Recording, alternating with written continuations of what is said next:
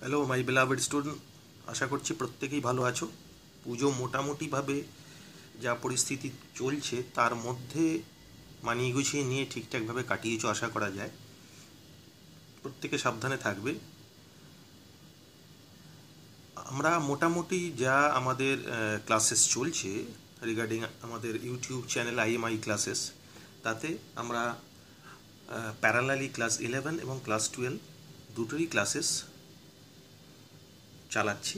তার মধ্যে মোটামুটিভাবে ক্লাস 12-এর প্রতি উইকে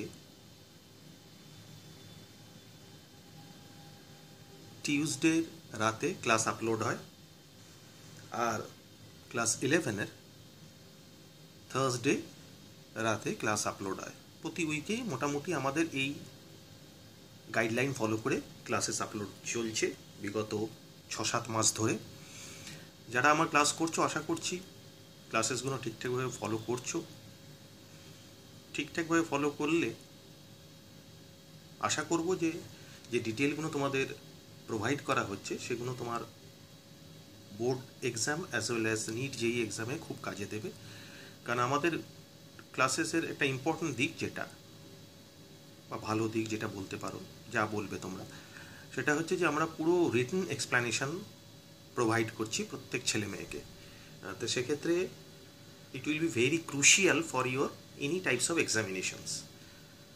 তো যদি ভালো লাগে তাহলে ভালো করে পড়ো, ক্লাসেসগুলো ঠিকঠাকভাবে ফলো করো। যারা আমাদের আগে ক্লাসেস ফলো করোনি তারা আগের আমাদের YouTube channel IMI classes search দিয়ে ইউটিউবে detail classes for class 11 as well as class 12 detail পেয়ে যাবে। যারা এবারে নিট JEE দিচ্ছ তারা ক্লাস 11-এর রিভিশনটা খুব জরুরি, এবং শোনা যাচ্ছে যে ক্লাস CBSE যেভাবে সিলেবাস কমাবার একটা চিন্তাভাবনা করেছে, নিট JEE-তেও সেরকম একটা চিন্তাভাবনা করছে। তো যদি ক্লাস 12-এর সিলেবাসটা কমায় তাহলে কিন্তু ক্লাস 11-এর উপরে আরও বেশি করে ফোকাস করতে হবে, যতটা আগে আমরা ফোকাস করতাম। তো সেই কারণের জন্য যারা এবারে নিট JEE অ্যাসপিরেন্ট আছো তারা কিন্তু ডেফিনেটলি আমাদের ক্লাস যারা ফলো করছো আর কি, তারা ক্লাস 11-এর ক্লাসেসগুলো ভালো করে দেখো। আমাদের ক্লাসেসের বিউটি যেটা, সেটা হচ্ছে আমাদের পুরো হ্যান্ড রিটেন এক্সপ্লানেশন দিয়ে এক্সপ্লেন করা হচ্ছে, এবং প্রতিটা জিনিস প্রতিটা স্টেপে এক্সপ্লেন করে করে ডিটেলগুলো দেওয়া হচ্ছে।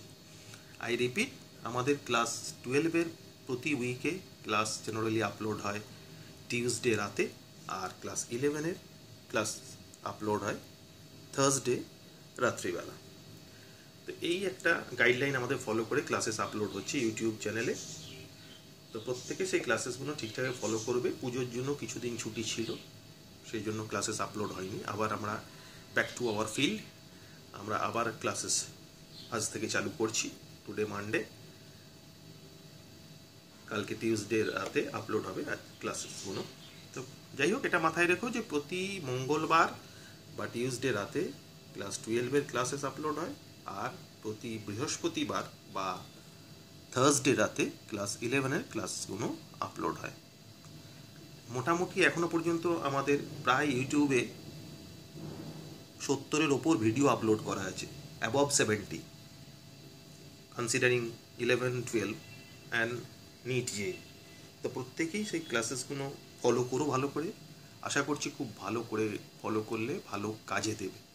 ওকে, তো যাই হোক, আমরা পুজোর আগে ক্লাস 12-এর যে চ্যাপ্টারটা নিয়ে আমরা ডিসকাশন চালাচ্ছিলাম, that is the chapter which is known as chemical kinetics. Already তার 3খানা লেকচার আমাদের হয়ে গেছে, কিন্তু যারা আমাদের আগের ক্লাসগুলো ফলো করোনি তারা আমাদের YouTube channel IMI classes search দিয়ে সেখানে কিন্তু বাকি 3টে লেকচার পেয়ে যাবে।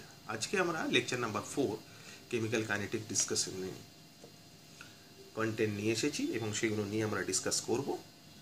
ইম্পর্টেন্ট জায়গা আজকের ক্লাসেস ডিসকাশনটা, প্রতিটাই ইম্পর্টেন্ট খুব। আজকেরটা যে কন্টেন্টটা আছে সেই কন্টেন্টটা খুব একটা বেশি প্রশ্ন বোর্ডে এখনও পর্যন্ত আসেনি, তবে একবারে আসেনি বললে নয়, খুব একটা বেশি প্রশ্ন এখনও পর্যন্ত বোর্ডে আসেনি। তবে নিট JEE-তে কিন্তু রেগুলার বেসিসে কোয়েশ্চেন আসে ফ্রম দিস টপিক। তো বোর্ডে আসবে না সেটা বলা হচ্ছে না, কিন্তু বেশি আসেনি, আসতেও পারে কিন্তু। ওকে, So without wasting time, let us start lecture number 4, chemical kinetics. Today we are discussing parallel first order reaction.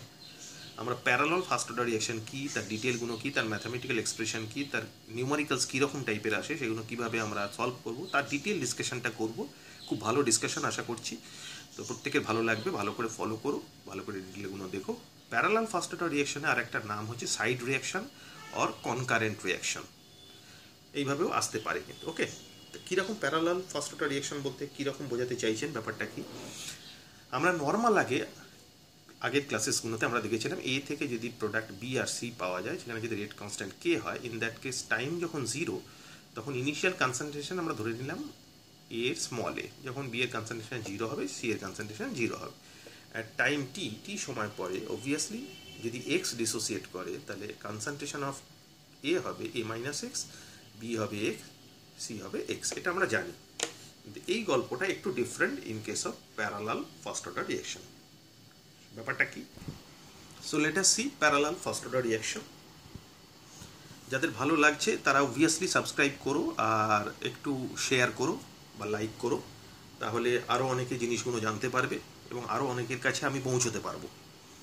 সেই কারণের জন্যই তোমাদের একটু বলা। So this be the example of parallel first order reaction. A থেকে বি আর C obviously পাওয়া যাচ্ছে আগের মতো ঠিকই, কিন্তু একটু ডিফারেন্স আছে। ডিফারেন্সটা কি? ডিফারেন্স হচ্ছে যে এ থেকে যখন বি পাওয়া যাচ্ছে তখন কিন্তু রেট কনস্ট্যান্ট K1, আবার এ থেকে যখন সি পাওয়া যাচ্ছে তখন রেট কনস্ট্যান্ট K2।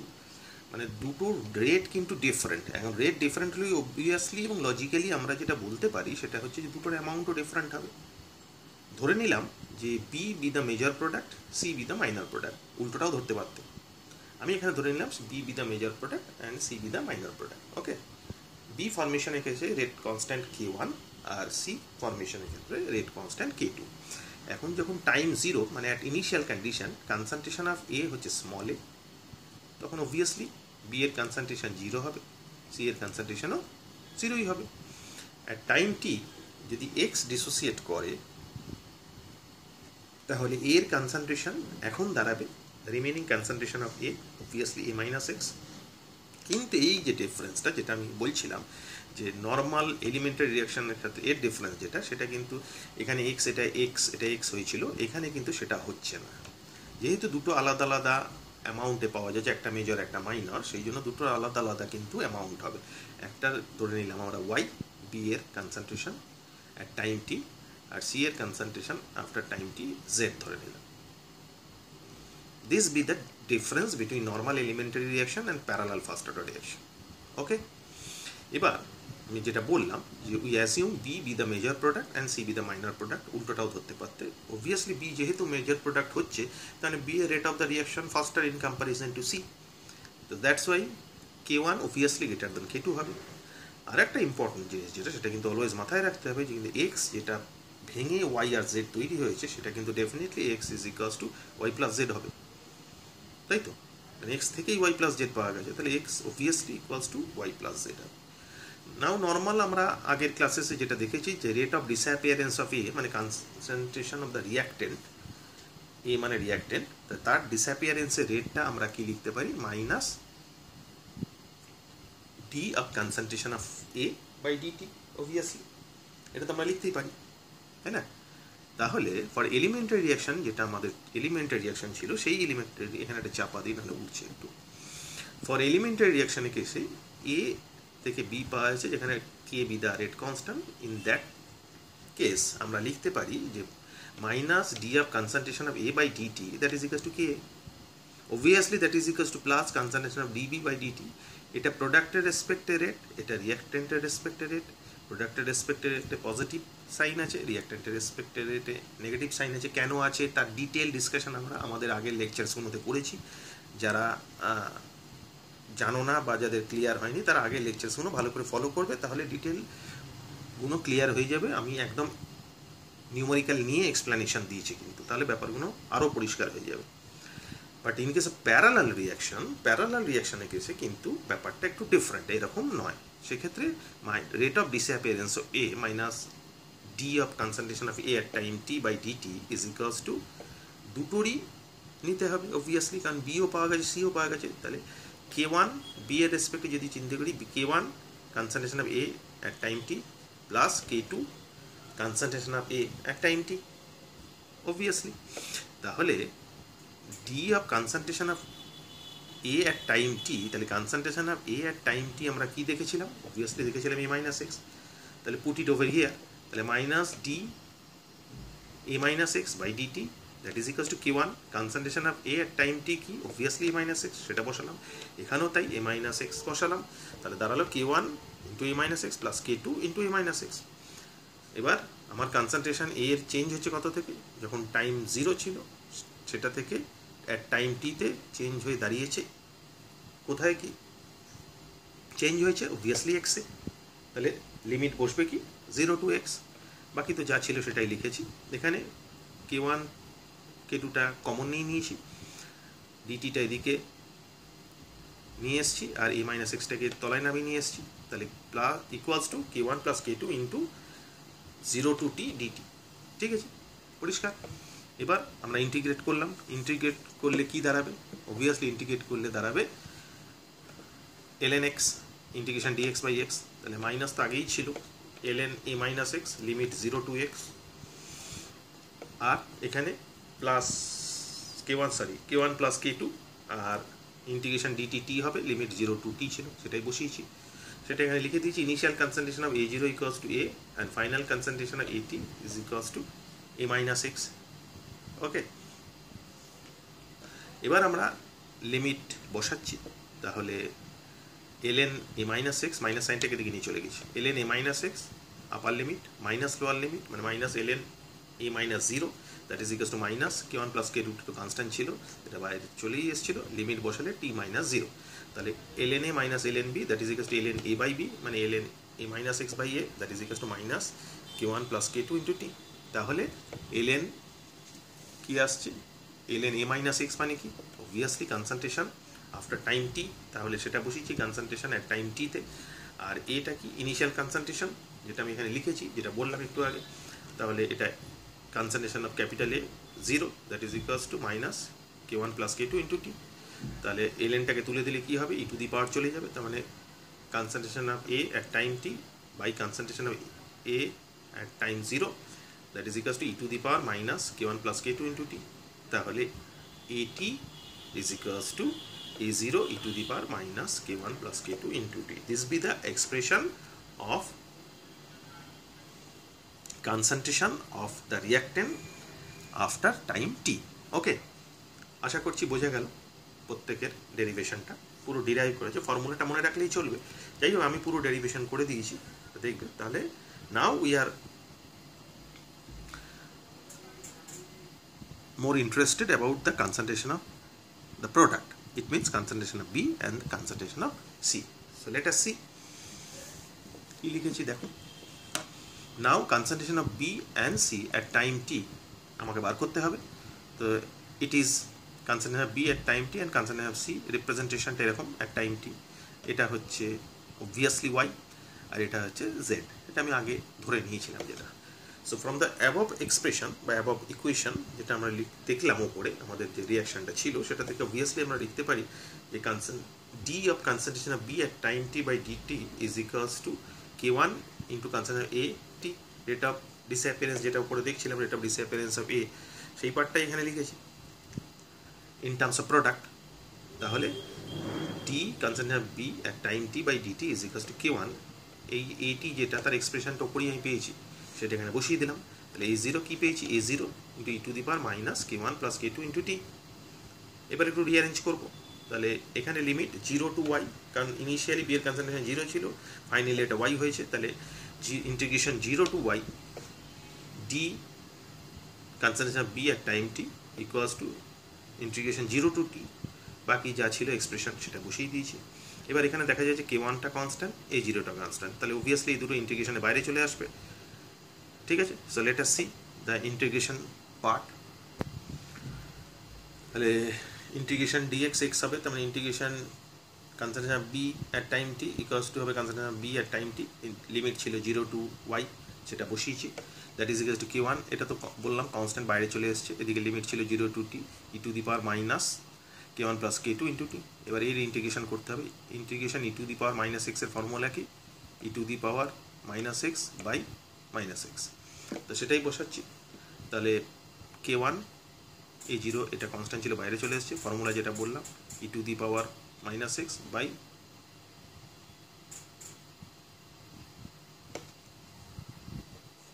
তাহলে অবভিয়াসলি ইন্টিগ্রেশনের যে ফর্মুলাটা বললাম যে integration e to the power minus x dx এর ফর্মুলা আছে e to the power minus x by minus one.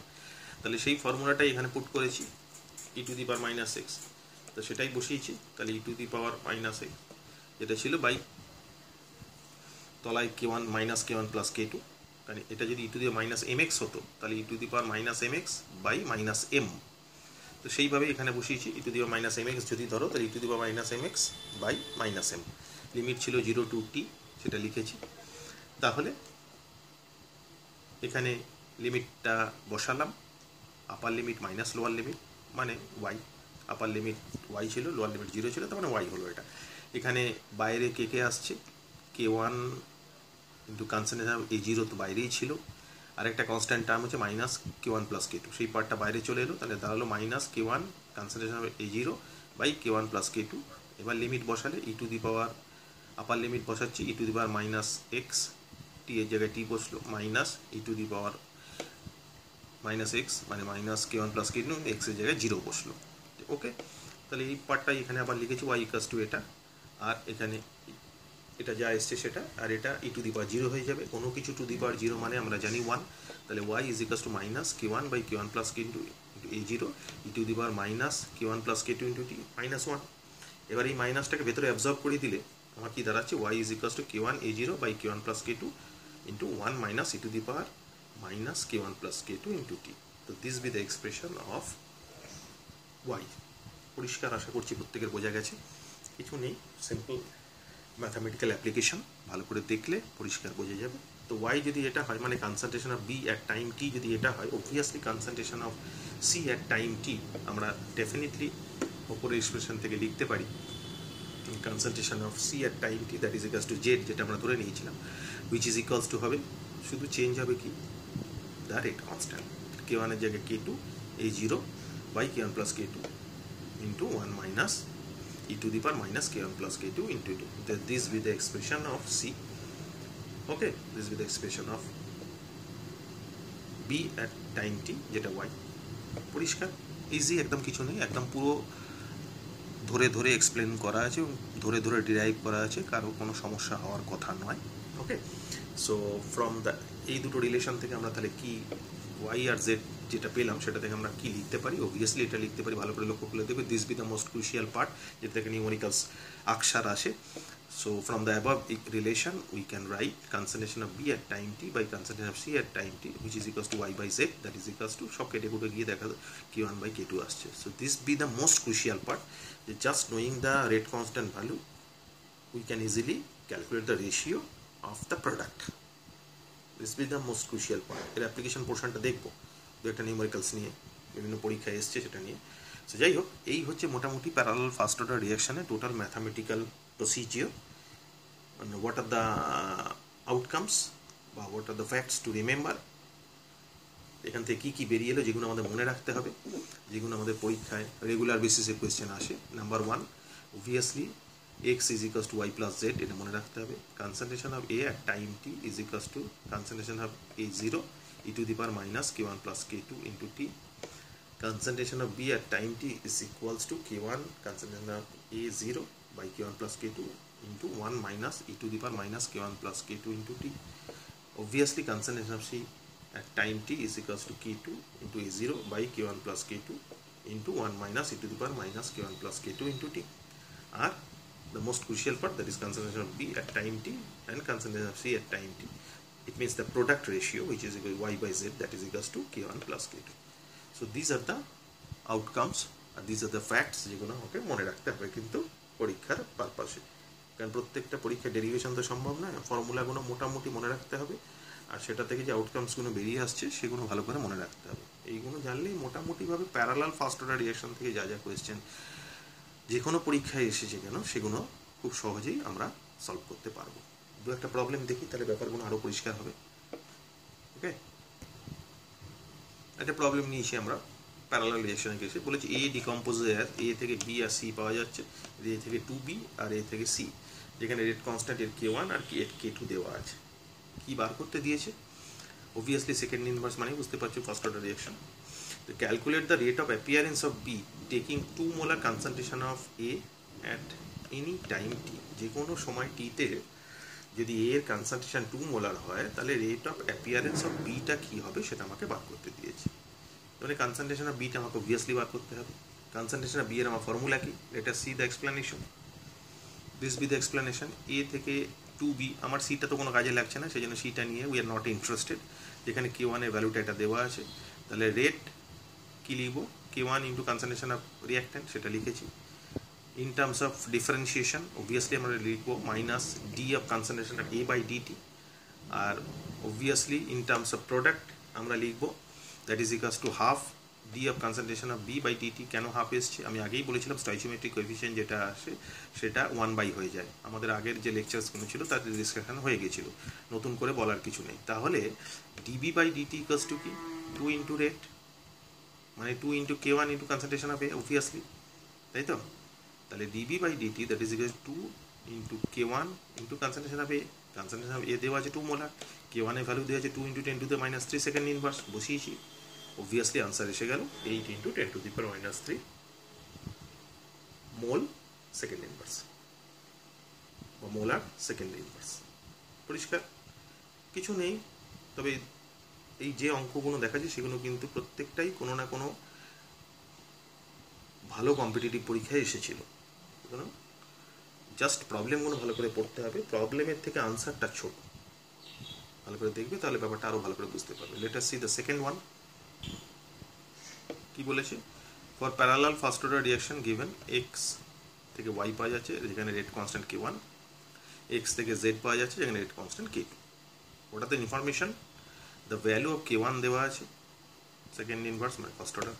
If the reaction start from x, the ratio of concentration of y and z at any given time during the course of the reaction is found to be 1/4।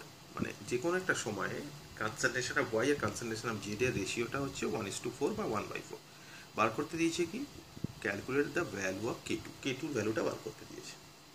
তাহলে obviously খুব সহজ প্রশ্ন, যদিও এটা একটা খুব important competitive পরীক্ষার numerical. এবার ভালো করে লক্ষ্য করে দেখো, যে আউটকামসগুলো আমি দিয়েছি সেখানটাতে কিন্তু আমি তোমাকে বলেই দিয়েছিলাম যে concentration of Y by concentration of Z is equals to k1 by k2, পুরো ডিরাইভ করে দিয়েছিলাম। তো সেটাই বসাবো, k1 দেওয়া আছে, k2 এমনি বেরিয়ে যাবে। দেখো, the concentration of Y by concentration of Z that is equals to k1 by k2।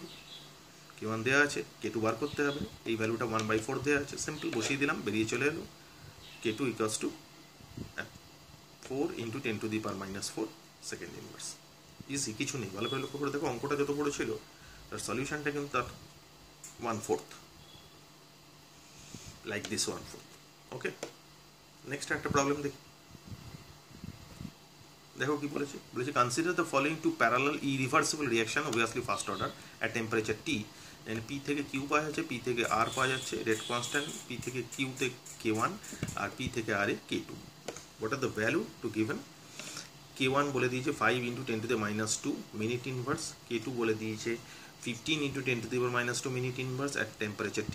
If the initial concentration of the reactant P is 4 moles per liter, তাহলে বার করতে দিয়েছে calculate the concentration of product R in moles per liter after 10 minutes of the reaction.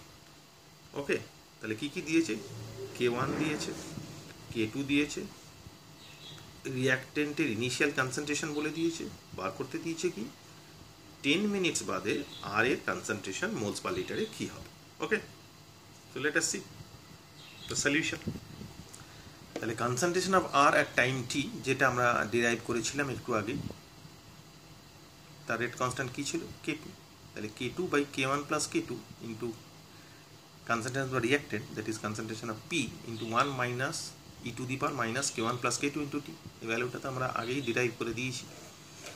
ভ্যালুগুলো বসিয়ে দিই, k2 value দেওয়া আছে, k1 এর value দেওয়া আছে, বসিয়ে দিলাম, put it over here. Concentration of the reactant দেওয়া আছে 1 minus e to the power minus k1 plus k2 value বসালাম, টাইমটা 10 মিনিটস বলেছে, টিটা 10 মিনিটস বসিয়ে দিলাম। তাহলে বসিয়ে দিলে সব ডিটেলগুলো বসিয়ে দিলে চলে এলো আনসার 2.59 মোলস পার লিটার। এটা একবারে একটা রিসেন্ট ইম্পর্টেন্ট গেট পরীক্ষা আর কি, গেট বলে একটা পরীক্ষা হয়, রিসেন্ট গেট পরীক্ষার নিউমেরিক্যাল যে কটা দিয়েছি প্রত্যেকটাই একদম দেশের বাছাই করা পরীক্ষা numericals from parallel first order reaction এবং খুব রিসেন্ট টাইমের। যাই হোক, প্রত্যেকটা জিনিস আশা করছি ভালো করে বোঝা গেল, ভালো করে দেখবে, ইন্টারেস্টিং ইম্পর্টেন্ট জায়গা।